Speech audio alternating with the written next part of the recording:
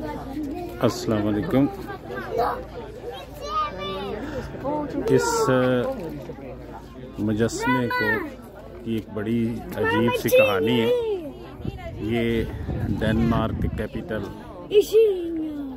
Copenhagen में समुंदर के किनारे ये नस्ब है 1913 से। इसके साथ बहुत सारी अफसानवी कहानियाँ जैसे झील, सैफुल मुलूक और दूसरों के साथ पाकिस्तान के जो वाबस्ता हैं, इस तरह इसके साथ भी बहुत सी अफसानवी कहानियाँ वाबस्ता हैं।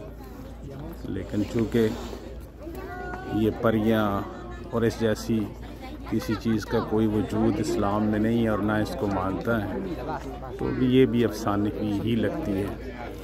बहरहाल आप लोगों के लिए